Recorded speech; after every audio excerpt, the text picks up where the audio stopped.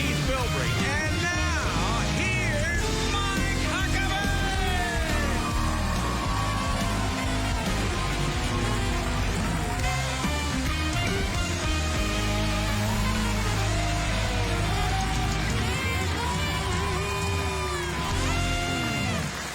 Thank you very much. We are so excited to have you here and very excited to have this wonderful studio audience with us. And they are practicing everything from social distancing to coming in with masks and bathing in sanitizer, all that stuff. And they're mainly doing that because Keith is in the room and they are a little bit worried. But that's okay. They are keeping their distance, as they should.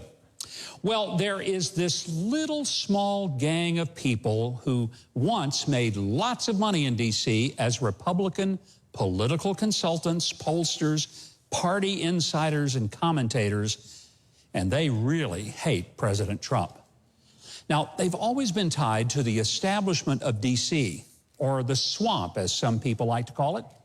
They once were the toast of the town because they were joined at the hip with the well-established elites, who really didn't have deep convictions about issues. They just enjoyed playing for the Republican team because the pay was good, and they got invited to all the cool parties in Georgetown, Manhattan, and Hollywood. And they were also the reason that nothing ever changed or was even challenged in Washington. They worked for candidates and elected officials who pretended to care about issues like the sanctity of life, our alliance with Israel, the middle class, jobs leaving the U.S. for China or Mexico, and health care. But in reality, neither they nor the candidates or elected officials they worked for really cared at all.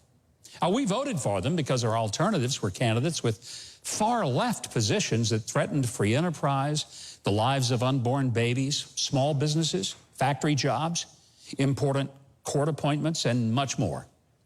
But the election of Donald Trump messed up their legalized looting of the political donor class. You see, Donald Trump didn't become president because he was bought and owned by the political class. He mostly used his own money to become president and really hadn't had to do a lot of the bidding of the typical political hacks. To be honest with you, they aren't happy. In fact, he's called on very few of them for anything, and they are not going away quietly. Folks, they don't hate him because he failed to do what he said. They hate him because he did exactly what he said he would do. That's why they don't like him.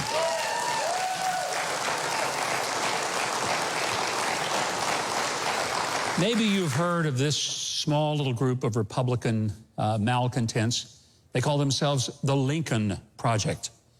I'm going to tell you, the so-called Lincoln Project is about as true to Abraham Lincoln as I am to Weight Watchers.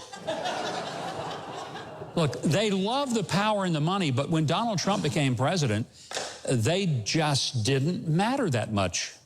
Now, I got some friends who claim to be conservative, but they say they're going to vote for Joe Biden because they think President Trump is vain and vulgar. Oh, yeah, the same Joe Biden caught on a hot microphone uttering a truly vulgar term when talking to President Obama about signing Obamacare, and who is cursed at the very people who attended his lightly attended events.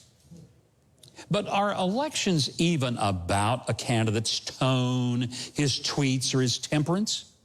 Sure, I'd love for all the people I vote for to be near perfect in personality, piety, and personal manners.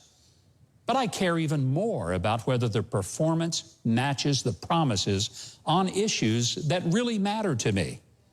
Believing in the intrinsic worth and value of every human life from conception is sacred to me. And a candidate who's right about everything else, but wrong in respecting the God-given worth of every human life, is a candidate I can't and won't support. No candidate, our president, not even Ronald Reagan, has taken the number of bold, concrete steps to protect innocent human life, as has President Trump. Donald Trump has actually done more for preserving religious liberty than any president in my lifetime. I believe strongly in the First Amendment, and with it, untouchable religious liberty. Other presidents have claimed to be champions for churches, synagogues, and mosques to be free from government control. But President Trump has delivered. And most all presidents promised to create jobs, preserve middle-class jobs. But until the shutdown of the economy because of the Chinese virus, President Trump had delivered, marking record jobs for blacks, Hispanics, women, and youth, and all of that with record pay increases. And while the previous administration said the manufacturing jobs in our country would never return, they actually have come back under President Trump. He has unflinchingly stood for the Second Amendment. He's insisted that America stop being the chump for China and all of its cheating. He stood for our border security while his opponent believes in open borders. And instead of folding like a cheap tent in a windstorm in the face of violent riots and mass looting, he's called for the protection of private and public property and the arrest of anarchists who have turned streets of major cities into war zones. And by the way, he's cut 7 regulations from the backs of Americans for every new one enacted. So look, I understand why the ruling class of elitist snobs who run the D.C. swamp would vote for Biden to restore their control. But it means that the not-so-connected American will be abandoned. So I don't understand those who call themselves conservatives or even moderates voting for Joe Biden, a candidate 180 degrees from what they claim they believe, and 100% to a return for a government that's really for the elites and the swells. Donald Trump went to Washington to shake things up. His problem wasn't that he failed at that. His problem, he succeeded.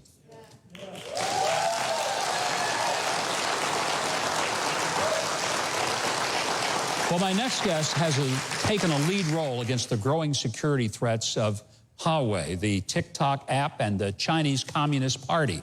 He's a former Department of Justice prosecutor and now congressman for Colorado's 4th District. He serves on the House Judiciary Committee and the House Foreign Affairs Committee, just to name a few. Here's my interview with Congressman Ken Buck of Colorado. Congressman, I want to start with big tech, because this week, 4 top CEOs from Google, Amazon, Facebook, and Apple all got on the Hill answering questions. You were pretty straightforward with the CEO of Google, particularly about their company's willingness to help the Chinese while rejecting helping the American military. Explain what in the heck is going on with an American company that seems more interested in China than the Department of Defense for the United States. I have to tell you, I was very surprised. I was reading documents, and the CEO of Google said that they would not participate in the JEDI contract with the U.S. Department of Defense because the U.S. military did not share their values. And yet they have worked to get into the Chinese market. They have compromised. They have worked with the Chinese to the point where the chairman of the Joint Chiefs of Staff testified in the Senate Armed Services Committee that the work that Google was doing in China was directly benefiting their military. That's scary, and it really isn't something that we should tolerate as consumers in this country. Congressman, I would wonder, what are the values of Google if they're not the values of the United States Department of Defense that protects all of us, including protecting Google? What are their values, and how do you get a response to that from Google? Well, I asked them, I speculated that perhaps they share the Chinese Communist Party's values, that the Chinese Communist Party imprisons Uyghur minorities and forces them into slave labor. Maybe that's one of Google's values, or perhaps their values are the suppression of free speech in Hong Kong, or maybe Google thinks that the way that the Chinese Communist Party handled the spread of COVID and created a worldwide pandemic is a value that Google shares. I think that one thing they have in common with China is their corporate espionage and the Chinese corporate espionage. That is one of the common values they have with China. This was a rare moment of bipartisanship in that committee because Democrats were unhappy with the anti-competitive nature, as were Republicans. And also there's a lot of concern about a very marked and obvious bias against conservative content on many of these platforms. How can you deal with it? What can you do to help challenge this and fix it? I have to tell you, Governor, you're absolutely right that it was clear that both sides had problems with these CEOs and their companies, but a much different problem. The Democrats have a problem with big. Republicans don't believe that big is necessarily bad. But we have a problem with the bias that is being demonstrated by these monopolies, with the invasion of privacy that is being demonstrated by these monopolies, and with the suppression of innovation in the marketplace that's being demonstrated by these monopolies. Do you see antitrust action being one of the solutions, literally breaking them up, like we remember the old AT&T breakup of the early 80s? Is that where we're headed with all this? You know, it's a great question because Congress's role is to make sure that we have laws that give the regulators the tools that they need to do their job. And then we have to also make sure that they have the resources they need to do their job. It's up to the regulators. It's up to the Federal Trade Commission and the Antitrust Division at the Department of Justice to make the decision whether they should bring a case against these companies to break them up, to punish them in some way for anti-competitive behavior in mergers and acquisitions, or a whole host of other issues that I know these two agencies are looking at. You were also in another rather contentious committee hearing this week involving Attorney General Bill Barr. Congressman, I have to just say it straight out. I've never seen such a spectacle of the Democrats asking a question and refusing to even allow the beginning of an answer before screaming they wanted to reclaim their time. I thought it was ridiculous also. Chairman Goodlatte was the chairman of the Judiciary Committee for the 4 years, my first 4 years in Congress.